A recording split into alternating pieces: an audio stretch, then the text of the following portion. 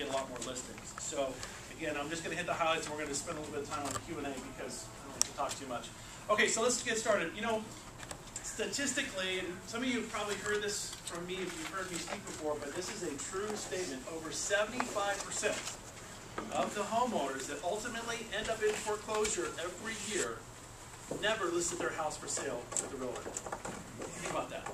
That is just a kind of a mind-blowing number. There's a lot of reasons for that from what we found in working with struggling homeowners. It's not that they weren't contacted by a realtor. It wasn't because they didn't get a door knock or a piece of mail in their mailbox to say, hey, let's talk about short sale or listing your home. They got all that, and they just simply didn't respond. And so over time, we've been asked from a lot of realtors to help them kind of break into that 75% of group of people to find out why they don't respond to realtors and how they can actually get in there and get more listings. And so that's what I'm here to basically hit more than anything else. So what we found, long story short, is what homeowners want more than anything else is to save their home. They're not interested in short selling. I don't care what kind of facts and figures you show at them. I don't care how great your website looks that says it's going to take you 50 years before you get to break even on your home that you're so massively upside down on. They don't care. In fact, this is a true statement. If you come across to a struggling homeowner as a short sale expert, to them it makes them feel like you're an expert at making them homeless faster. So don't do that. What we found that has worked better than anything else that we've ever done to help realtors out, and this is on your seats. This is called the Home Loan Modification Report. This is a free service that we provide to realtors, which is hugely valuable. I need you to understand the importance of what this is. As I said before, what do homeowners want to do? They want to save their home from foreclosure.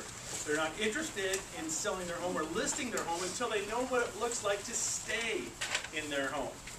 And believe it or not, this is a true thing.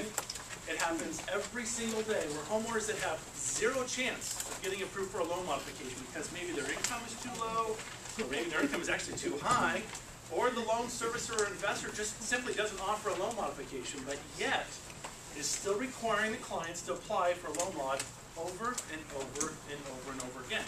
And the reason for that simply is because every time a homeowner applies for a loan modification, the loan servicer gets $2,000 from us, the taxpayers, for every application, plus what they would bill to the investor. So they're about $2,500 to $2,700 per application.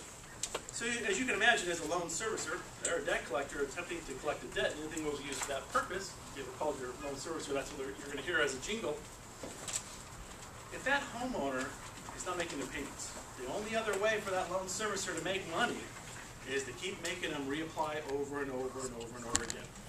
So what we've decided to do, and over time, we've actually created this. We beta tested this in the last, I think we're about 4 months into this thing. And this thing has done more for helping realtors than anything else. What this is a free report that what realtors do is any of their clients, let's say for you guys, any of your clients that for whatever reason, I don't care what the reason is, say, I'm not interested in short selling my home. I want to keep it. Well, we have the next best thing, which is the Home Loan Modification Report, which is going to explain to them in detail what does it look like to keep their home. We can get them this information in 2 business days. Now, the funny thing is, most homeowners, when they get this is more information than they've received from their loan servicer. It could have been for months.